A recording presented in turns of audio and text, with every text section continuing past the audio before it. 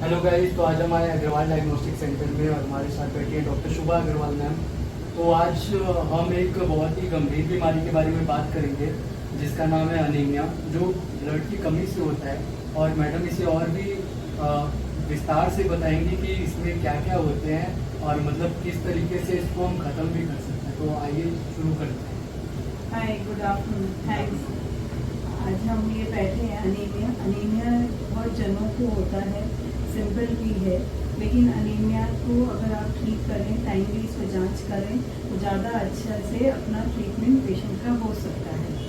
Anaemia के क्या क्या सिम्टम्स होते हैं मैम, और पेशेंट्स क्या क्या मतलब कैसे पता चल सकता है कि उनको अनीमिया मतलब हीमोग्लोबिन की कमी।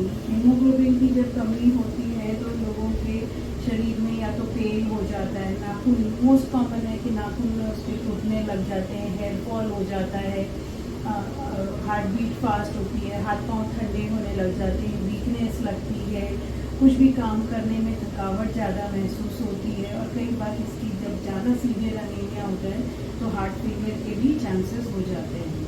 तो मैम अप्रॉक्स जैसे हम लोगों का हेल्थ, आपको पता ही आजकल के जनरेशन का फास्ट फूड की वजह से इम्यूनिटी सिस्टम अप्रॉक्स डाउन ही रहता है। तो क्या ऐसे मतलब कितने वीक्स तक हमें रेगुलर ऐसा हो या कितने डेज तक हो तो हमें ऐसा चेकअप करना चाहिए हमें? कभी भी सिम्टम आपको हो, अगर 15-20 दिन से ज़्यादा है तो उसका चेकअप करना ज़रूरी है। अनीमिया आरबीसी की कमी के कारण से होता है। हीमोग्लोबिन यूजुअली फीमेल्स के अंदर 12 से 14 के बीच में और मेल्स का 13 से 15 के बीच में होना चाहिए। अगर उसके कारण से कम है, जब चेकअप करते हैं तो उससे कम है तो हमें अनीमिया होता है। उसमें भी टाइप होते हैं, माइल्ड, मॉडरेट, सीवियर। इसमें अनीमिया में भी बहुत सारे टाइप्स के अनीमिया होते हैं कि खून ब्लीडिंग ज़्यादा हो रही है तो हीमोलाइटिक अनीमिया उसे कहा जाता है। खाने में कमी के कारण से vitamin B12, iron deficiency, vitamin C या फोलेट डेफिशिएंसी से होता है तो उसे न्यूट्रिशनल अनीमिया कहते हैं। या एक्वायर्ड अनीमिया की जैसे कोई ऑपरेशन पोस्ट सर्जरी के कारण से या कोई बीमारी के कारण से अनीमिया हो गया, या कंजेनाइटल कोई भी आरबीसी इसमें प्रॉब्लम है जैसे सिकल सेल है, थैलेसीमिया है, इन सब के कारण से भी अनीमिया हो सकता है। तो अनीमिया डिफरेंट टाइप्स के होते हैं। रूटीन चेकअप में अपने को CBC करते हैं या खाली हीमोग्लोबिन चेकअप करते हैं। हीमोग्लोबिन जो जैसे कैंप में हम हीमोग्लोबिन चेकअप करते हैं तो हमें पता पड़ता है, तब और डिटेल में अपने को उसका भी अनीमिया क्यों है डॉक्टर से कंसल्ट करके प्रॉपर उसका जांच करना चाहिए।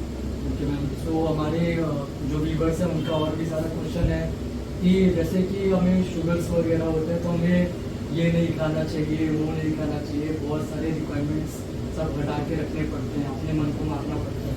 तो क्या अनीमिया में भी कुछ ऐसे रहते हैं कि आपको अनीमिया में ऐसा कुछ कि ब्लड रिच फूड या फिर क्या क्या अनीमिया में यूजुअली आयरन डेफिशिएंसी होती है या विटामिन B12 या विटामिन C। किस कारण से आपको पता करने के बाद में आप उस हिसाब से अपार्ट फ्रॉम आपका न्यूट्रिशियस और बैलेंस डाइट तो होना ही चाहिए। तो आयरन ज़्यादातर वेजिटेरियन लोगों के लिए बीटरूट में है, एप्पल में है, ग्रीन लीफी वेजिटेबल है, सीड्स है, और भी चिया सीड्स है, आपके सब्जा के सीड्स हैं, बहुत सारी चीज़ें हैं जो आयरन में रिच होती है, उसको खाने से बढ़ जाता है। प्लस बैलेंस डाइट होगा जब अपन खाते हैं, जो पल्सेस है, मिलेट्स है, ग्रेन्स है, वेजिटेबल्स है, फ्रूट्स है, ये सबका बैलेंस डाइट कॉम्बिनेशन से ही आपका आयरन का कंटेंट बढ़ता है। तो मैम अनीमिया में क्या कुछ प्रिकॉशंस भी रखने पड़ते हैं? प्रिकॉशंस मीन्स आपको ये ध्यान रखना पड़ता है कि अगर आपको सिम्टम्स है तो अनीमिया का प्रॉपर ट्रीटमेंट आप कैसे कराएंगे, प्रॉपर जांच करेंगे डॉक्टर के पास जाके। आपको उसकी ट्रीटमेंट अलग अलग टाइप के होते हैं। अगर बहुत सीवियर होता है तो कई बार ब्लड चढ़ाना पड़ता है हमें, या फिर इंजेक्शन्स देने पड़ते हैं आयरन के हमें अंडर डॉक्टर सुपरविजन के लिए, या फिर टैबलेट्स हैं और वेजिस की सपोर्ट की ज़रूरत है, या कई बार बोन मैरो फंक्शन नहीं करता तो हमें एरिथ्रोपॉइटिन का भी इंजेक्शन देना पड़ता है। तो बहुत सारे रीजन से कई बार खाली अनीमिया अलग से खाली अकेला नहीं होता है, आपकी बीमारियों के कारण से भी हो जाता है। जैसे टीबी की बीमारी, आपका खाना पीना कम हो रखा है, या आपको वॉमिटिंग ज़्यादा हो रही है, या लूज मोशंस हो रही है, या किडनी की प्रॉब्लम है, या लिवर का प्रॉब्लम है, इसके कारण से भी अनीमिया एसोसिएटेड एक सिम्टम्स आपको दिख सकते हैं। Okay ma'am, thank you so much. वैसे हमें ये भी सुनने को मिला है कि आपके जो डायग्नोस्टिक सेंटर है अग्रवाल डायग्नोस्टिक सेंटर, वहाँ पे आप लोग लोगों के लिए जागरूकता यानी कि फ्री एनीमिया कैंप भी रखते हो, जिसके वजह से उनको पता चल सके कि उन्हें एनीमिया है या नहीं है। आप उसके बारे में कुछ बताना चाहोगे? या हम लोगों की बहुत इच्छा रहती है कि जितना अवेयरनेस हो, जितना एजुकेशन हो, तो उसी से लोगों का जो mind, what you see, what you know, what you can see, than only you can see, mind आपको जानता है तभी आप सोचोगे कि अरे मुझे कहीं ये तकलीफ तो नहीं है, और आप उसकी जानकारी करें। इसीलिए फ्री हीमोग्लोबिन चेकअप 9 मई को Agarwal diagnostic centre Goregaon east में सुबह 10 बजे से 1 बजे तक सभी लोगों के लिए ओपन है। तो आप ज़रूर उसका लाभ उठाइए। आप पता करिए कि आपको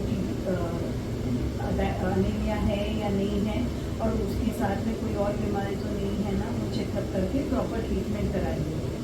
तो सारे व्यूवर्स, मैं आपको डिस्क्रिप्शन में हमारे सेंटर का आपको दे दूंगा एड्रेस और यहाँ का कॉन्टैक्ट नंबर। सो आप आके यहाँ पे फ्री में एनीमिया चेकअप करवा सकते हैं 9 मई को मॉर्निंग में 11 o'clock से 1 o'clock के बीच में।